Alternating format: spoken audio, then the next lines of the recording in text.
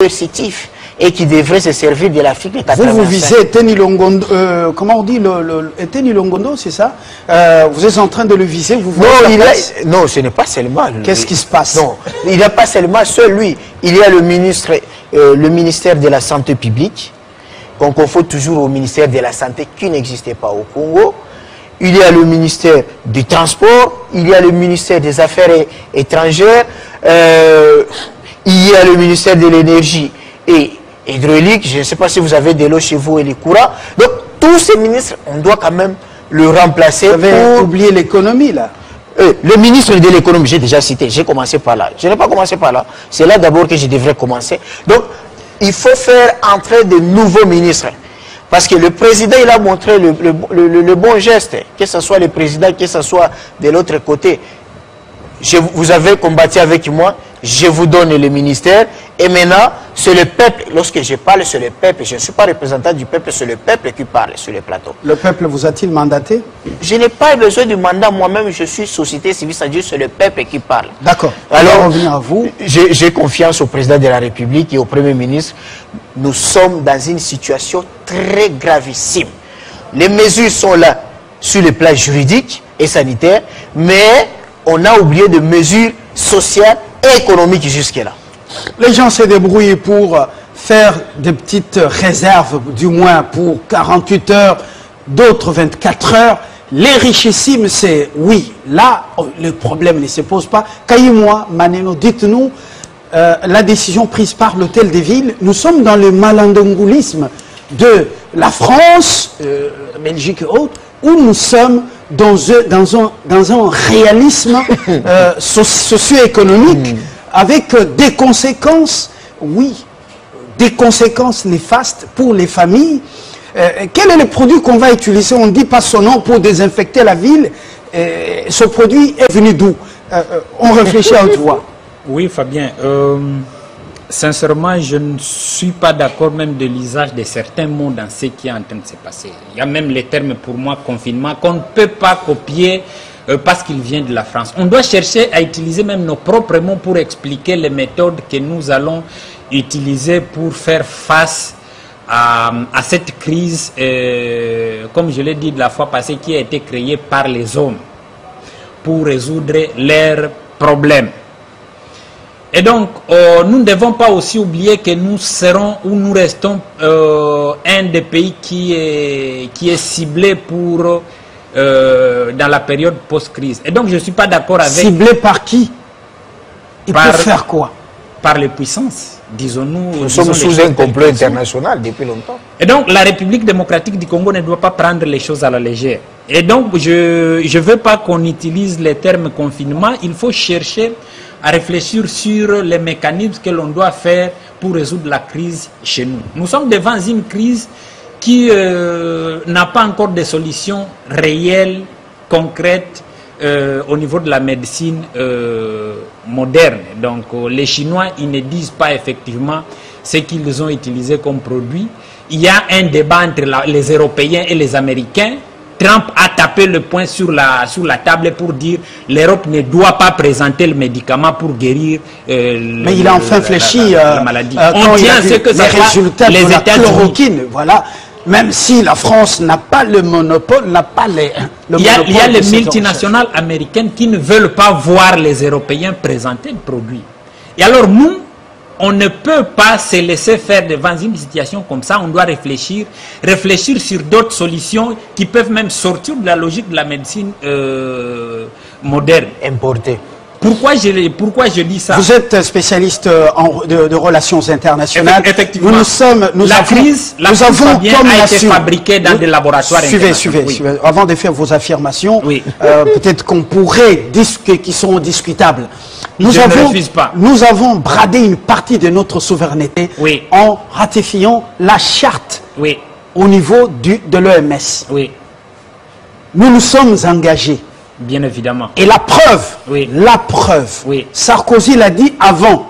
Je vous invite à suivre Nicolas Sarkozy, il y a quelques années, et ce qu'il dit, suivez ça, chers téléspectateurs, vous, les invités Télé 50, pour suivre ça, aiguisez votre oreille et faites une analyse apprivoisée. Vous allez comprendre où le monde nous amène.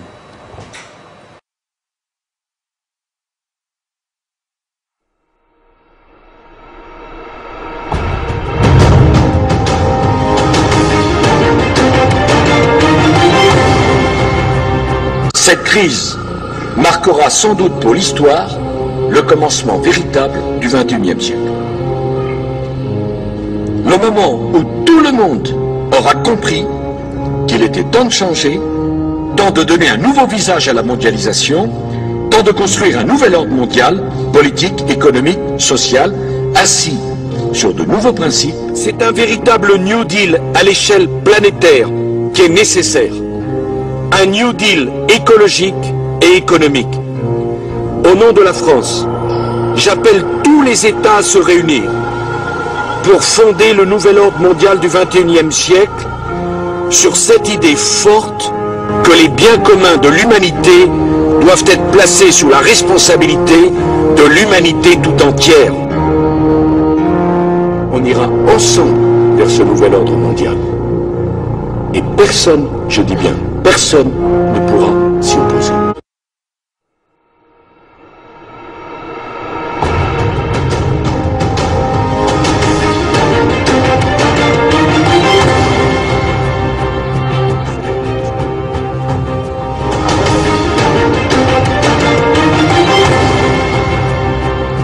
Sarkozy l'a dit il y a quelques années avant d'être remplacé par François Hollande. Il dit personne, mais alors personne ne pourra s'y opposer. Il dit personne ne pourra s'y opposer. Vous allez vous lier, Africains tout comme le monde, dans cette charte de l'OMS. Et vous avez compris, qu'est-ce que ça vous inspire comme commentaire? Merci Fabien. Tout doit être le patrimoine d'un gouvernement mondial. Qu'est-ce que ça vous inspire comme commentaire? Merci Fabien pour avoir fait passer ce passage qui est extrêmement important par rapport au moment actuel. Je dois rappeler une chose avant de continuer. Je dois rappeler que le président actuel de la France est arrivé à la présidence par la même voie que Sarkozy. Sachez Fabien, chaque fois qu'il y a un président qui est ministre des Finances ou de l'économie, à la place appelée Magdalène, et qui se rebelle contre son président à partir de là-bas pour prendre la présidence de la France, ce président a toujours été appelé à jouer un rôle clé pendant le moment de crise. Macron et Sarkozy sont arrivés au pouvoir selon une même logique. Sarkozy s'était rebellé contre le président Chirac et Macron s'était rebellé contre François Hollande. Il a dit que nous allons vers le nouvel ordre mondial. Mais moi, je vais dire une chose. S'il y a quelque chose que les humains ont de commun, c'est leur cerveau. Et il n'y a que le cerveau humain qui peut contrecarrer un plan diabolique, machiavélique. C'est là où j'étais en train d'arriver pour dire que ceux qui ont conçu ce que nous sommes en train de vivre aujourd'hui sont des humains qui ont le cerveau comme nous. Nous ne devons pas laisser nos cerveaux dormir. Nous devons travailler pour proposer des contre-solutions. Il n'y a que des contre-solutions qui peuvent bloquer le nouvel ordre mondial pour qu'ils prennent la direction que les autres veulent. L'ordre qui doit venir doit prendre la direction, doit même changer de direction. Donc on ne doit pas accepter de se faire jeter dans une direction que nous ne voulons pas. Je vais y arriver. Déjà, quand vous réfléchissez sur la chloroquine, l'OMS vous brandit des menaces et vous dites que vous êtes libre de prendre la voie que vous voulez. Je vais terminer, permettez-moi de terminer. J'ai moi soutenu le courage du président de la République. Ce n'est pas la première fois qu'on voit ça. Luruma Ziriba Mwangabo, on connaît le contexte dans lequel il a perdu la vie. On connaît le courage au temps de Mobutu. Voilà qu'on est devant un autre fait, une autre réalité. Maintenant qu'on est sous les menaces de l'OMS face à la production de la chloroquine. Mais nous avons une autre alternative. Nous avons la médecine traditionnelle. Il n'y a personne qui viendra dans ma maison au nom de l'OMS pour me dire je ne dois pas prendre. Moi, le président a donné des directives. Je vais les observer, mais j'ai aussi ma conscience et mon intuition pour me dire, et c'est là où on devrait normalement, j'ai vu certains leaders dire, la médecine traditionnelle, il y a des médecins traditionnels qui doivent travailler pour donner une certaine orientation, le comportement que la population doit suivre. Mais l'offre... On ne doit pas se soumettre de manière aveugle à ce qui vient de l'Occident. Sinon, nous allons couler. Alors, professeur Sekimogno, l'offre semble être très séduisante de l'EMS ou de grands du monde, 19 milliards de dollars. Alors, vous avez suivi Sarkozy qui annonçait déjà des choses qui semblent survivre. Votre commentaire? Moi je dis, c'est le secret d'un magicien, c'est la distraction. C'est distraire. Le secret d'un bon magicien, c'est distraire le public. Ça veut dire quoi? On sait que le rat est dans le chapeau, mais il y a des choses qui vont se passer et puis il tire le rat du chapeau. Ça veut dire quoi? On est dans la distraction. Je dis, il faut comprendre ce qui se passe. Les Français ne sont plus les maîtres du monde. Ils cherchent à se rebattre. De deux, je dis aux gens, la malaria, on devait, au lieu de parler de Corona qui tue 2 personnes, qui l'infection, on sait bien que si, pour avoir 100 personnes, pour avoir 100 morts au Congo, on doit avoir au moins 2000 personnes infectées, avec une fatalité, un taux de fatalité très élevé de 10%. Ça veut dire que ça ne va pas arriver. Mais la malaria, chaque année, tue 500 000 personnes et la plupart, 90%, c'est ici, au Congo, en Afrique subsaharienne. Ça veut dire qu'on est en train de faire tout ce bruit pour quelque chose qui ne va pas nous arriver, au lieu qu'on commence à penser à la malaria, les maladies qui vont nous traiter, nos problèmes. Je dis, la France peut dire qu'il y aura un nouveau ordre mondial, mais ce n'est pas elle qui va la diriger tant qu'il y a... Ils se battent entre eux. Ça ne va pas arriver. Je dis, il était émotionnel, romantique, dramatique, mais la réalité sur l'échiquier mondial, c'est pas cela. On a d'autres problèmes, on a d'autres réalités. Pourquoi? C'est Africom.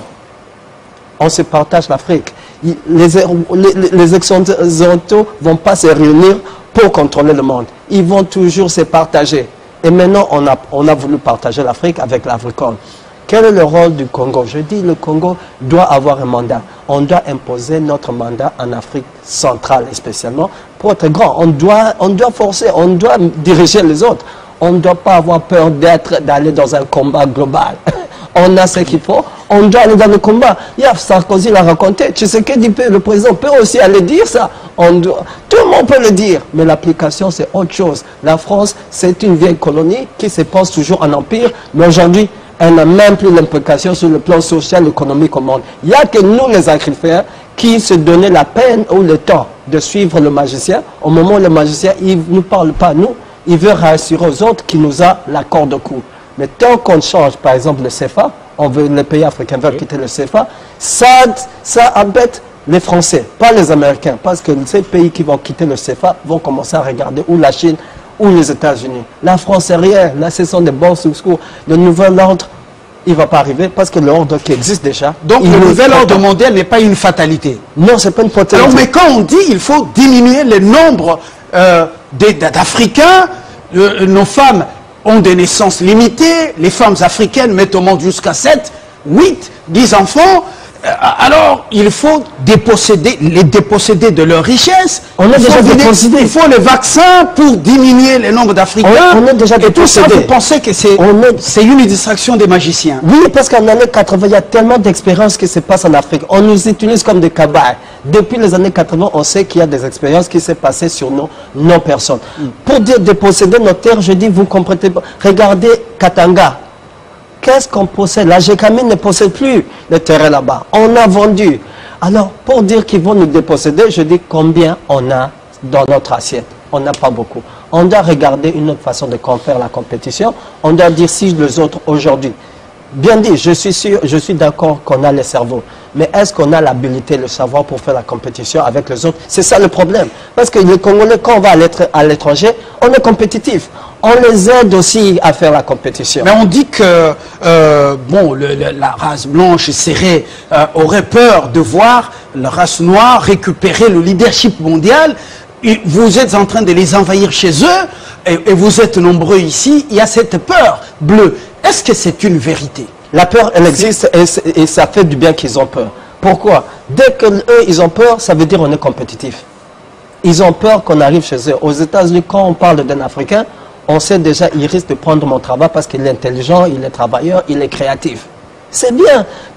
20 ans, il y a 20 ans, 30 ans, on était les petits nègres. Ça veut dire tant qu'ils ont peur, c'est bien. Ça veut dire quelque part, sur notre baromètre, on se dit, nous, on est compétitifs. Le problème qu'on a, c'est traduire notre competitiveness, on peut le dire. Compétitivité, de là où on joue. Je donne un exemple, je dis, il y a des Congolais, des Africains qui jouent à la Première Ligue en Angleterre. Ils reviennent ici, ils sont dans l'équipe nationale. Mais sur le plan scientifique, on a beaucoup de Congolais qui sont dans les premières ligues de recherche, mais qu'on ne donne pas aussi la priorité par rapport aux joueurs de football ici.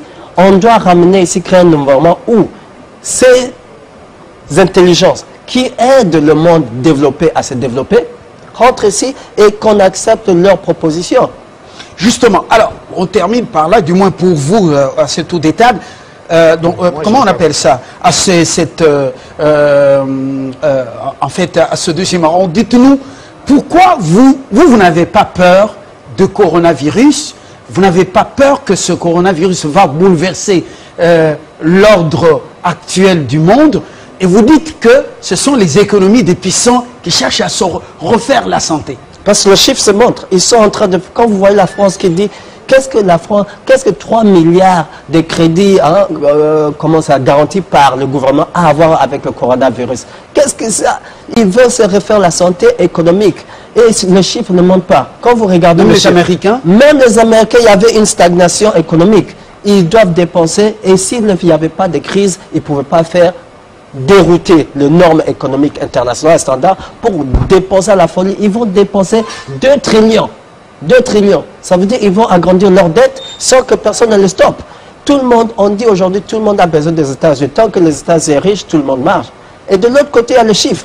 C'est de démontrer qu'il y a certaines personnes qui ont le coronavirus sur 1 million sur Terre. 70 personnes. 70 personnes. Le corona, ce n'est pas ça qui va nous tuer.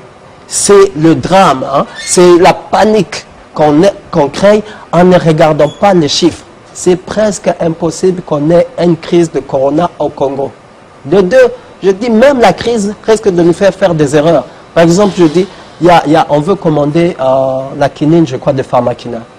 Pharmakina, c'est une compagnie allemande et française. On va se retrouver en train encore de booster une économie étrangère. Alors, nos millions vont aller à l'étranger au lieu de rester au pays. Donc, c'est une erreur de débourser 150 millions de dollars du trésor public pour combattre... non, c'est qu'on devait combattre. S'il y a l'argent pour combattre le corona qui ne tue pas, ça devait avoir l'argent pour combattre le plus grand pandémie qu'on a, c'est la pauvreté. On devait investir dans les startups, on devait créer, on n'a pas, je continue, on n'a pas un problème de société de production, on a un problème de société de créativité. On doit, le Congolais, je dis comme les autres, un jeune Congolais rêve comme celui en France, aux États-Unis. La différence c'est qu'il ne peut pas réaliser ses rêves. On a changé ça. Moupili, c'est votre tour.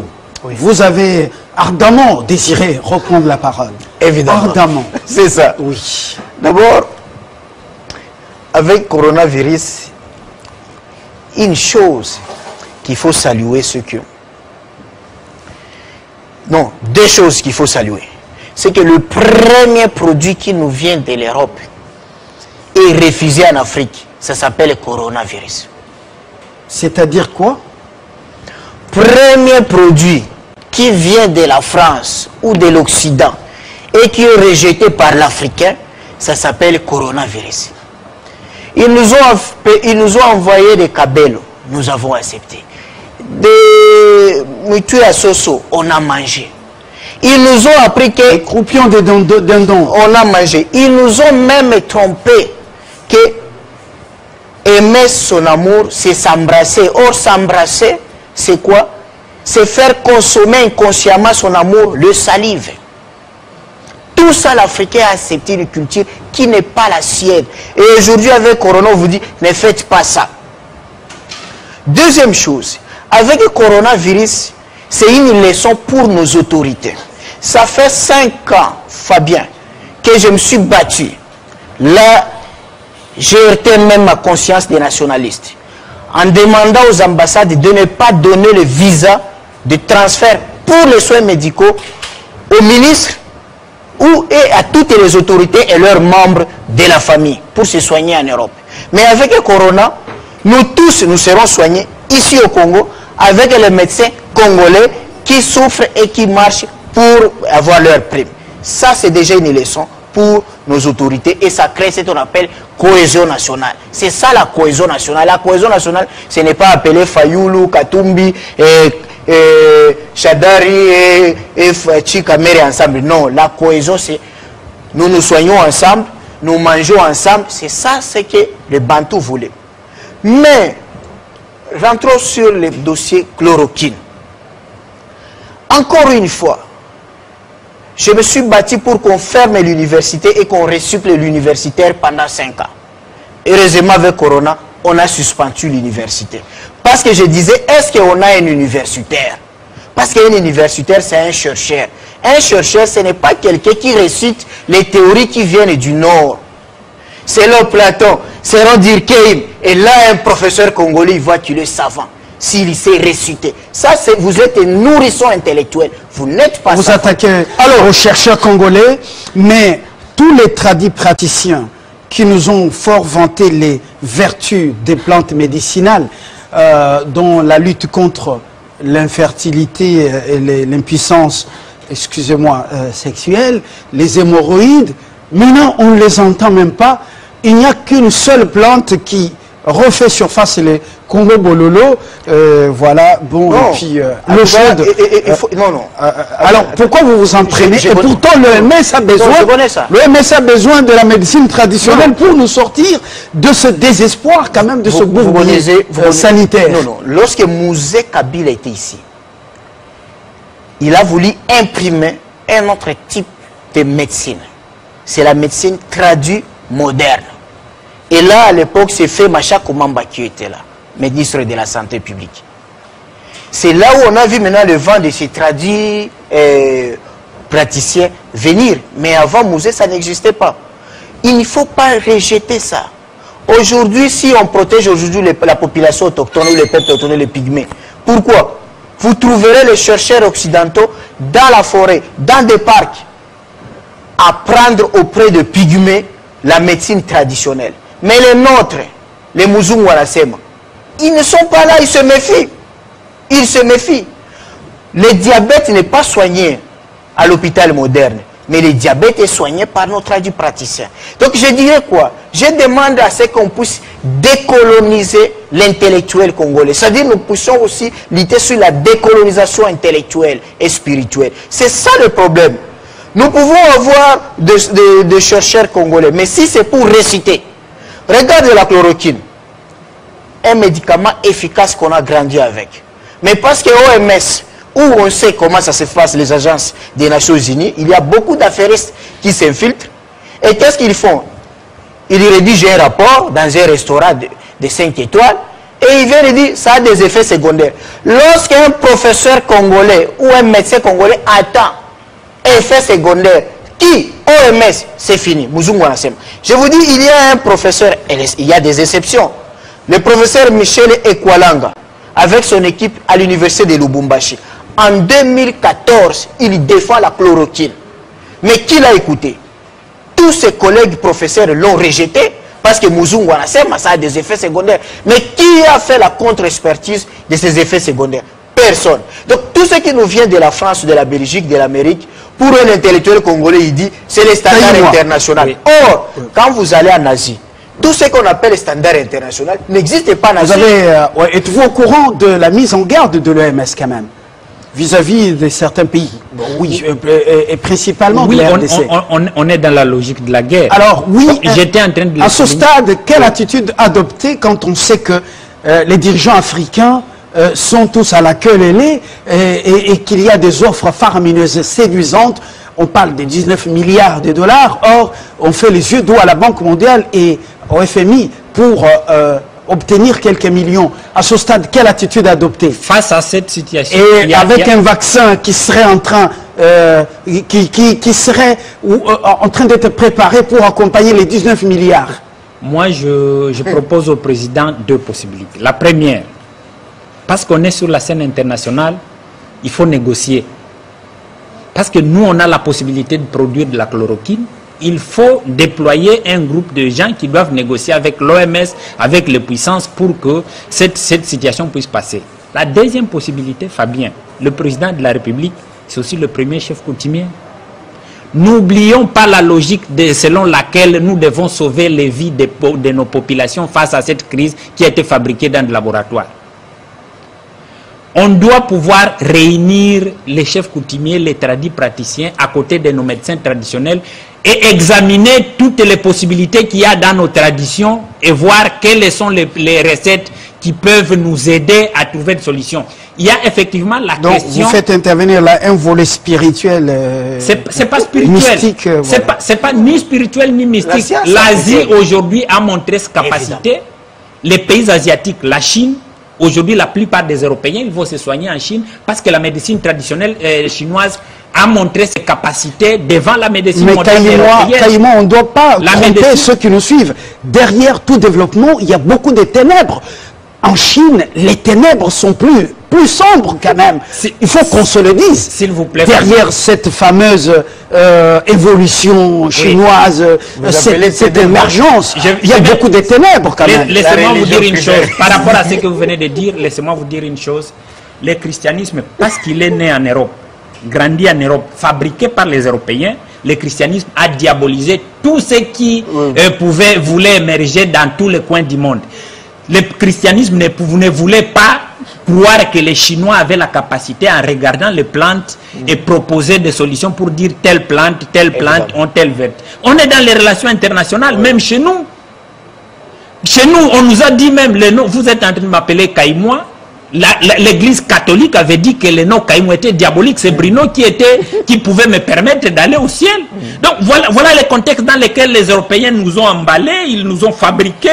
Et on ne veut même pas accepter que les solutions, par exemple, que les Chinois et les Indiens ont... Donc moi, je crois à la capacité de la médecine traditionnelle. Donc il faut que le président de la République et d'autres scientifiques se retrouvent autour d'une table pour voir ce que nous avons comme réserve. On est au cœur de la forêt équatoriale. On doit réfléchir sur les feuilles et les ressources que nous avons.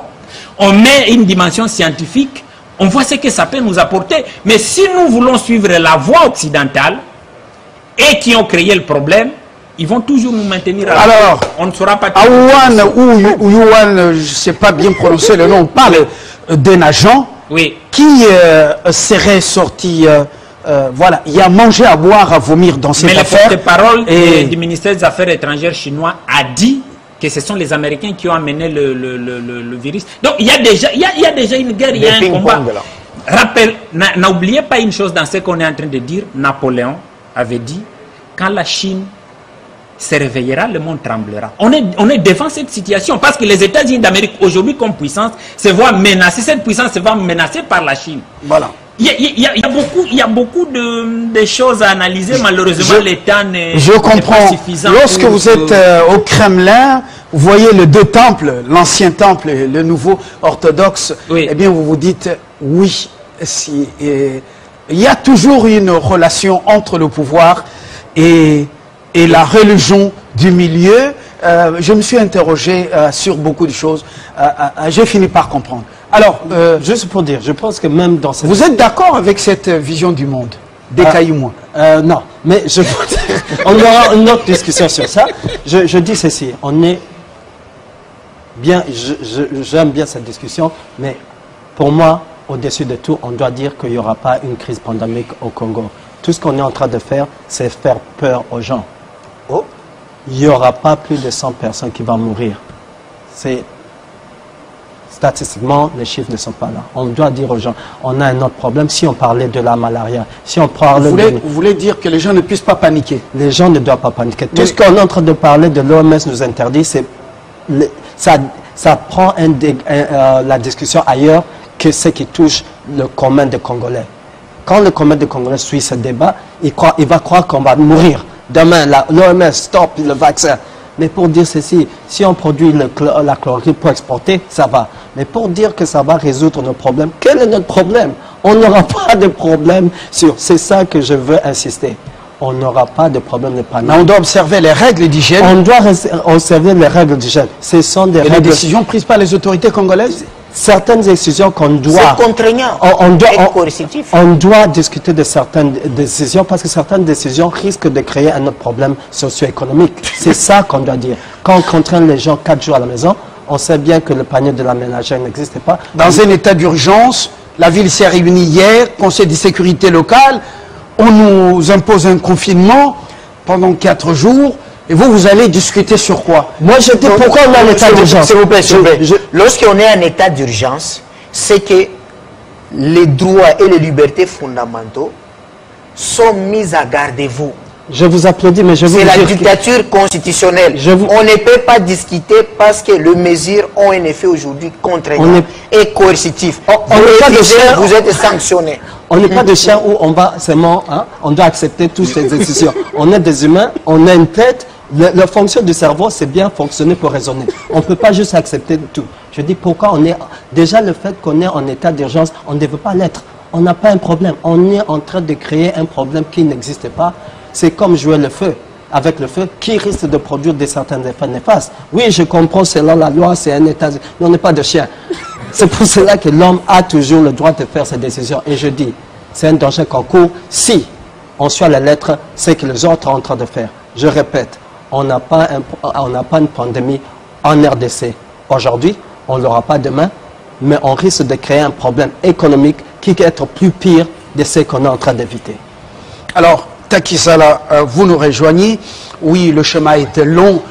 Tout le monde cherche à faire une petite provision, même de quelques heures, parce que la plupart des Congolais ne sont pas à mesure, du moins pour ceux qui ont eu les prêts salaires, la plupart n'ont pas la chance de se faire une provision. Il faut être juste pour constater les choses. Chef Fabien, vous avez... Takizala, dites-nous, vous reconnaissez les routes sont pleines, vous avez du mal à nous rejoindre. Vous reconnaissez, ouais. Alors dites-nous les produits qu'on va utiliser pour désinfecter la ville. Est-ce que c'est déjà attesté? C'est un bon produit pour la ville? C'est que nous disons qu'il faut planifier les choses. Il ne faut pas chercher le sorcier ailleurs. Le sorcier, c'est le manque d'organisation de la société congolaise. Nous devons organiser cette société. Personne n'oublie que 85% de nos compatriotes n'ont pas de revenus. Personne n'oublie. Les gens vivent à la sauvette. Ils se réveillent le matin, ils créent la ration de la journée. Nous savons qu'est-ce qui se passe. Maintenant, les grands esprits ou les grandes nations, ça se crée par des cas naturels ou de pandémie que nous appelons aujourd'hui. Le problème de la République démocratique du Congo, elle est économique d'abord. Nous n'avons pas une économie. Elle n'existe pas. On est par terre. Mais c'est en ce moment qu'on doit créer. On crée toutes les décisions, sauf la partie économique, jusqu'à aujourd'hui, absent. Mais les 150 millions dont on parle, je crois que ça pourrait... Cette économie... Ça pourrait aider... Cette économie... je ne sais pas... Cette économie, cher Fabien, même Léopold D, pour commencer le Congo, il a cherché de l'argent pour financer. Mais comment fait-il la République démocratique du Congo? Nous perdons par exemple les entrées qu'on appelle le secteur minier. Et on continue de faire comme si vous avez de l'argent. Au lieu de réduire même le train de vie de l'État. De réduire et d'injecter de l'argent dans le secteur économique. Ou quand on prend une décision, tout le monde n'est pas consulté. Alors, ceux qui détiennent l'économie, parce que vous en parlez, sont plus les étrangers, les Indo-Pakistanais, les Libanais et consorts.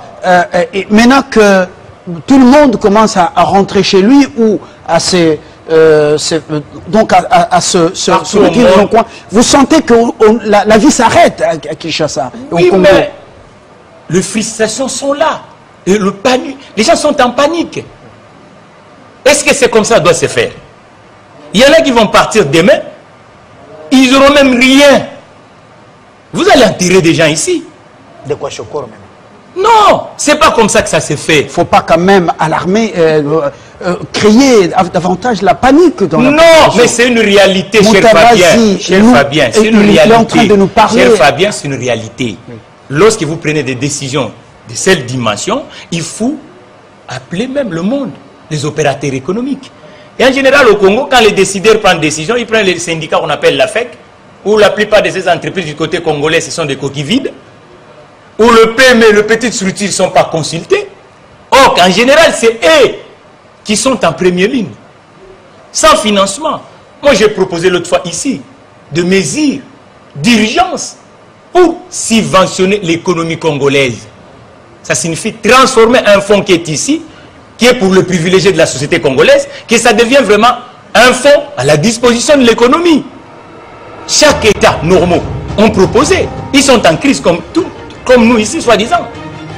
Mais vous voyez que même les 20 États de puissance économique, qu'est-ce qu'ils font? Ils réjectent encore. Monsieur le réalisateur, ce que nous disons, c'est important.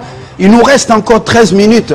Monsieur le réalisateur, avec tout le respect, nous parlons des choses sérieuses. Oui, ils rejettent encore de l'argent pour dynamiser l'économie. Cette économie, ça fait 40 ans, cher Fabien. Elle n'est pas financée. Elle n'est pas financée. Dis-moi l'investissement dans la part des 10 derniers budgets nationaux. Prends combien de pourcents? Et dans quel secteur on investit dans ce pays? On crée que des éléphants blancs. Marshall a créé des éléphants blancs. Tout le monde est venu à créer des éléphants blancs. Au lieu de créer des assises sérieuses pour l'économie congolaise, qu'on crée des unités de production. Parce que le peu des sociétés qui sont ici, ils vont fermer. Et quand ils vont fermer, le chiffre d'affaires est absent. Le manque à gagner tous les jours de la partie économique, personne n'en parle. Personne. Guterres dit quoi? L'Afrique doit se préparer au pire. Et les économistes de la Nations Unies, ils disent quoi? On va perdre combien de milliards dans l'économie mondiale? Mais comment fait-il en République démocratique du Congo? Toutes les assises que nous faisons, la partie économique est absente, on dit toujours aux gens, non, c'est pas comme ça que ça s'est fait, cher Fabien. Nous sommes en plein 21e siècle. Les gens, c'est maintenant que le Congo doit rebâtir un État normal, avec des principes sérieux. Parce que si les principes sérieux ne seront pas sur l'espace public, ça ne sert à rien. Alors on dit que... Les compatriotes disent par exemple... On dit que quelqu'un sur Jeune Afrique a dit, dans une réflexion, que cette crise sera bénéfique pour les économies africaines. Quel est votre point de vue? Qui a bénéficié en quoi? Cette crise sanitaire sera bénéfique pour les économies africaines. Si on travaille, si on finance, si on organise. Aujourd'hui au Congo, il n'y a pas un produit congolais qui se vend. Il n'y a pas une société congolaise qui part à l'étranger. Nous n'avons pas ça. Il ne faut pas qu'on se voile la face, cher Fabien. Quelle est l'entreprise congolaise qui est prospère aujourd'hui? Elle existe? Non. Mais c'est en ce moment qu'on doit faire, voilà, il faut avoir des industriels congolais, il faut qu'on crée des sociétés congolaises qui doivent compenser le manque à gagner dans le terrain économique. Et l'État lui-même va être fragilisé. Les taxes, pour avoir des taxes, nous n'avons même pas 40% d'actifs dans ce pays. Pour financer la retraite, pour financer par exemple l'assurance maladie, pour financer tout, il faut avoir des actifs. Les gens qui travaillent dans le formel, ils sont où? Les hôpitaux, on utilise même l'armée.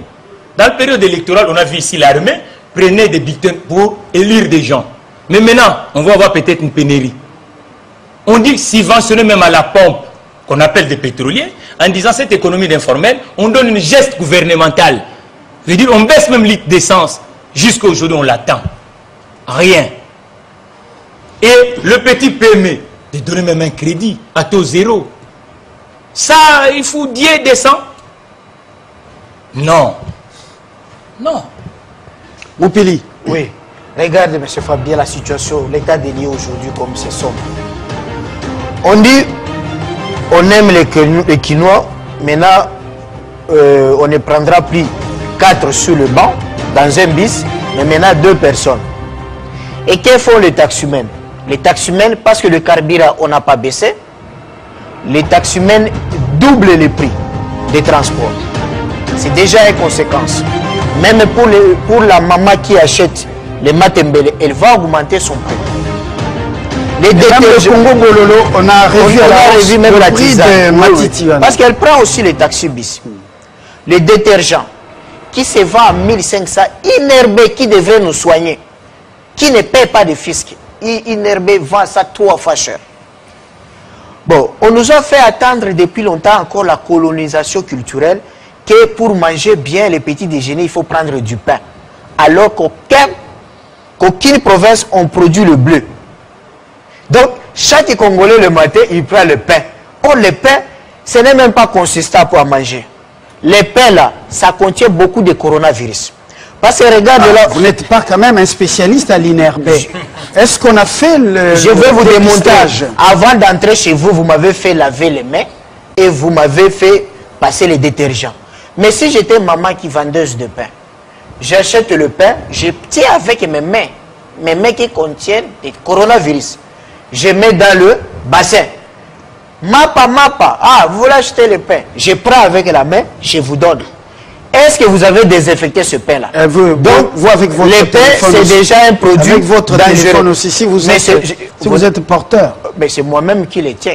Oui. Donc, les pains là qu'on nous a fait voir. Vous pouvez imaginer qu'au Congo, le produit alimentaire le plus consommé, c'était le manioc. Mais qui est le producteur du manioc dans notre pays? On ne connaît pas les producteurs du manioc. Alors qu'aujourd'hui, nous sommes en guerre contre un ennemi invisible, qui est le coronavirus. Lorsqu'on est en guerre chez nous, les Bantous, on a un aliment de conservation qui était la chikwang. Donc, si on pouvait faire la planification, l'hôtel de ville devrait donner des moyens à des mamans qui fabriquent des chikwang, de fabriquer en gogo. Parce que les 4 jours de confinement, les gens devraient manger des chikwang et des arachides. C'était consistant. Mais tout ça, ça n'a pas été prévu. Les véhicules que la CENI a profité, des véhicules de militaires, devraient faire des courses vers Bandundu, vers Congo central, prendre le Mama ou tous ces mondes-là, ou tous les petits commerçants, gratuitement. On a vu sous musée avec les Yaoufélé. Ça s'est fait sous musée Laurent Désiré Kabila. Ce n'était pas les périodes des peuples d'abord. Alors, ça, des véhicules-là, un commerçant qui ne paye pas, qui ne paye rien, les marchandises pouvaient venir ici à moins cher. Voilà des mesures sociales qui pouvaient accompagner les mesures juridiques. Voilà, des mesures sociales. Vous l'avez dit, même s'il y a eu un succès sur le plan juridique, la gestion par le président de la République, vous l'avez souligné en début de ces magazines, ça reste le gouvernement orthodoxe. Alors, M. Kayimoa, oui, l'hôtel de ville, de manière ex-abrupto, nous surprend, annonce, oui, samedi, c'est le confinement, le début du confinement. Moralité, vendredi, les routes sont pleines et les gens cherchent à avoir le pain, ce pain qui se raréfie. Regardez, il est vendu par des Indo-Pakistanais, des Libanais et les petites boulangeries de la cité pratiquement fermées. Est-ce qu'il fallait gérer la chose comme ça? Ce confinement, ça empire la situation. Regardez ceux qui n'ont pas encore touché leur salaire. Regardez, les maisons se vident. Et même ceux qui travaillent, il y en a qui passent 48 heures sans même un pain ou un sucré pour manger. Regardez la situation. Et à la fin du mois, il faut payer les loyers. Et bon, même s'il a exhorté les bailleurs, mais c'est une exhortation, on va voir si elle aura un impact. Kayimoa, nous réfléchissons à haute voix. Ce qui nous dit, nous devons cesser d'être des moutons qu'on amène à la boucherie. On doit réfléchir, même si on est dans un état d'urgence.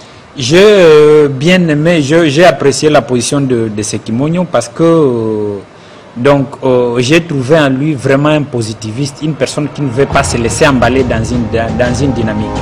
Mais là, ce que nous sommes en train de vivre, c'est sincèrement une guerre psychologique. Elle est d'abord psychologique, cette question de virus. Donc, les conséquences psychologiques énormes. Et des gens comme Sekimonyo ne vont pas se laisser emballer dans cette logique, ne seront pas des victimes. Mais voyons maintenant la population. La population va paniquer, la population va avoir des problèmes. Elle est en train de paniquer. C'est à ce niveau où les solutions doivent être beaucoup plus proches de la psychologie de la population. On ne devrait pas... Donc, dans les États européens, au niveau des États-Unis d'Amérique, en Grande-Bretagne, si vous regardez de très près les solutions qui sont en train d'être proposées aux populations, on voit le niveau de réflexion de la population et on propose des solutions qui vont facilement être prises en charge par la population. C'est à ce niveau où je martèle, je reviens, quand on circule dans les rues de Kinshasa, la population se confie plus à la tradition, il faut leur proposer une solution qui est beaucoup plus proche de leur mental. Par rapport à la question de l'alimentation, il était important de chercher, ou il est important de chercher des solutions, par exemple pour approvisionner Kinshasa de manière permanente à partir de Congo central et de Bandundu. Et donc le gouvernement devrait... Il y a absence de mesures d'accompagnement économique, socio-économique. Il y a même nous dans les médias, tout ce qu'on fait depuis le début de cette crise, c'est, comme on dit, gratis prodéo, avec les moyens de bord. Il n'y a rien qui vient, nous, du gouvernement central, encore moins de l'hôtel de ville. Il faut le dire, nous sommes en train de gérer par les discours cette crise sanitaire. Il n'y a pas de mécanisme pour évacuer, par exemple, pour amener tous les produits qui sont vendus, qui sont produits au niveau du Congo central, les ramener ici. Pourtant, Kinshasa a toujours été approvisionné par le Congo central. Il fallait dire de manière claire, par exemple, que tous les produits qui nous viennent du Congo central, voici comment nous allons commencer à nous approvisionner et même proposer des points de vente dans des communes, s'organiser avec les gens qui amènent ces produits ici et dire, après 4 jours de confinement, voilà les lieux où vous devez aller dans vos communes respectives, vous approvisionner. Après 3 ou 4 jours qu'on nous a proposé. Où est-ce que nous qui vivons Galiema, ceux qui vivent Lingwala, ceux qui vivent, ils doivent aller s'approvisionner? Non, il fallait que le gouvernement donne des indications claires pour dire ce qui doit être fait. Il n'y a pas de point de vente.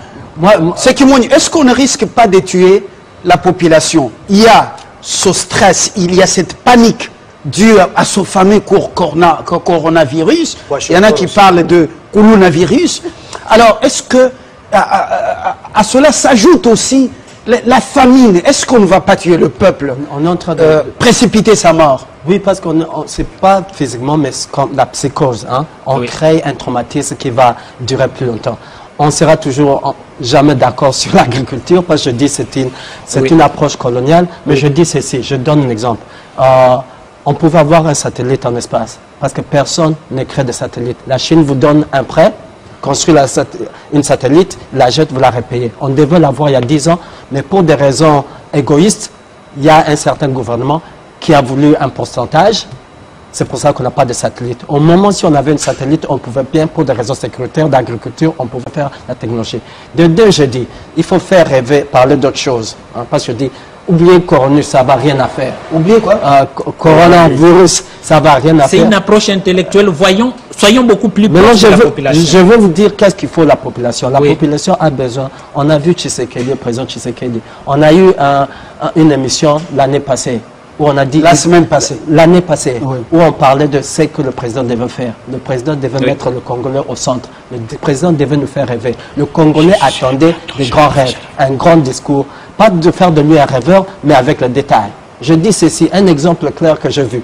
Aujourd'hui, un Congolais veut ouvrir une chaîne de télévision. Vous pouvez l'ouvrir, mais c'est bloqué à la TNT. Vous devez aller chez les privés. Canal+, ce n'est pas congolais. Easy, ce n'est pas congolais. Blue c'est chinois. Alors, tous nos systèmes de communication, de médias, on les a donnés aux étrangers. Un Congolais, pour ouvrir un bouquet, on lui demande des fois 200 000. Au moment où les autres ont un avantage. Ça veut dire quoi? Canal+ décide comment éduquer nos enfants, comment formater notre vision de voir le monde. Il nous donne l'information, il nous donne Canal+ Info, et Canal+ Économie. Tout ce qu'ils veulent, ils peuvent le faire. Aujourd'hui, même, c'est pour ça, la fois passée, je disais, on doit avoir une discrimination politique et stratégique. Aujourd'hui, comment au Congo, un Congolais n'a pas un bouquet? On n'a pas de bouquet congolais. Tout ce qu'on a de chaînes, ça veut dire les étrangers décident qui, s'ils veulent la chaîne pour montrer, oui. Mais quand on va à la TNT, ils vous ramènent au cas, parce qu'il y a trop, c'est administrativement impossible. Dès que vous avez un papier pour avoir une chaîne, la vie de la TNT, vous allez à Canal+, si vous aimez bien, ils vous prennent. Ils peuvent même vous payer, mais ils vous disent les conditions, qu'est-ce qu'ils vont montrer. Si vous allez à TNT Congo, vous devez aller à Renetesat, au ministère, ou à ces papiers, ceci. Comment vous voulez que nous, Congolais, qu'on ait une part de l'industrie, au moment où la machine congolaise économique, elle est calibrée pour tuer nos inspirations. Je dis, il faut qu'on change cela. On termine avec vous. Stakizala, oui, vous avez eu moins de temps. Concluez. Est-ce qu'il y a fatalité? Devons-nous chanter Requiem, dire les choses sont telles qu'elles sont, c'est fini, le monde s'arrête au Congo? Qu'est-ce qu'il faut faire en République démocratique du Congo? Répondez par vous-même. En fait, aujourd'hui, nous ne sommes pas représentés dans le terrain économique. On est des spectateurs. L'autre fois, j'avais dit ici, nous risquons de devenir des aborigènes. C'est-à-dire, comme économiquement nous ne pèsons pas, on va reculer de plus en plus. C'est les autres qui vont gagner le terrain sur le terrain. Donc, aujourd'hui, même nous les entrepreneurs congolais, on n'est pas pris au sérieux dans ces pays. On n'est pas financé. Comment on peut faire compétition avec les autres qui viennent ici? Ils sont subventionnés par leurs États. Ils ont des banques qui sont derrière eux. Même la communication dans notre pays ne donne pas zoom aux activités faites par des Congolais. Il n'y a pas de champions locaux. C'est ça le vrai difficulté, le marché congolais. Vous allez voir par exemple... Des Libanais ont même des chaînes de télévision ici. Aujourd'hui, mon frère parlait par exemple... Qui sont sur des bouquets étrangers. Mon frère parlait par exemple de mamans qui vendent le pain. Mais ces mamans, s'ils sont financés, ils vont devenir des artisans boulangers. Ils vont créer l'activité. Vous avez le phénomène des distributeurs de boissons dans notre ville. Ça crée des activités du point de vue local. Aujourd'hui, le fabricant de boissons sont devenus le distributeur eux-mêmes. Dans quel pays que ça fonctionne comme ça? Et les autochtones vont devenir quoi? Nous devons ouvrir les yeux. Le contenu local est sans contenu. Voilà. Donc, automatiquement aujourd'hui, à la table, à la primature de Kinshasa, l'ancienne maison de la colonie, du gouverneur général, quand celui qui représente le gouvernement, on doit avoir honte aussi, non? Avec l'histoire, non? Et à la table, nous devons avoir aussi des jeunes Congolais qui viennent de Massissi, qui viennent de l'autre côté, avec des idées, qui sont patrons. Mais ils sont où? Non, c'est pas logique. Si on veut diriger ce pays, nous devons être réalistes. Et aider cette population dans tout le secteur. Il y a des déficits partout. Alors, rien n'est financé ici. Merci. L'OTAN est consommé. Conclusion. Non, Oui, on a bouclé. Non, non. D'où Alex Cédric. Le mot, c'est dire, les droits fait son travail. On laisse maintenant la partie sensibilisation. Et la sensibilisation se fait avec les médias et la société. Il faut des moyens aux médias aussi. On a trop fait l'apostolat. Mais nous regrettons que le gouverneur, par exemple, de Maniema, qui suspend la société civile, si tout est l'état. Ah voilà, je crois là, c'est ça. Une digression. Parce que la population de Maniema est exposée. Une digression. L'erreur de l'arbitre, c'est quoi? Les testeurs qui ont annoncé que coronavirus était à Goma, au moment c'était à Lutiri. Ils ont créé une crise juste à cause de la communication. Voilà, crise communicationnelle. Nous faisons l'apostolat. Il n'y a même pas de moyens. Regardez comment on se débrouille. Alors, on ne sait pas comment ça va se passer. On sent qu'il y a une sorte d'embrouillamini total, chaotique. C'est pas coordonné, c'est pas cohérent. Et on ne sent pas les mesures d'accompagnement. On ne sent pas que les finances suivent. C'est pas ce qu'on attend. Et pourtant, il y a des gens qui se sont enrichis en moins de temps. On parle de nouveaux riches. Hein? Les anciens riches et les nouveaux riches. Tout ça, le peuple, lui, doit gober des choses pour dire Amen, même aux versets qui ne sont pas dans la Bible. Alors, nous ne sommes pas de ceux-là qui diront Amen à toute phrase. Voilà. Corona, vous ne serez pas capables de nous décimer, nous tous. Nous allons survivre. Ce n'est pas encore l'apocalypse. C'est une histoire fabriquée qui a un début et une fin. Bonsoir, au revoir. Merci.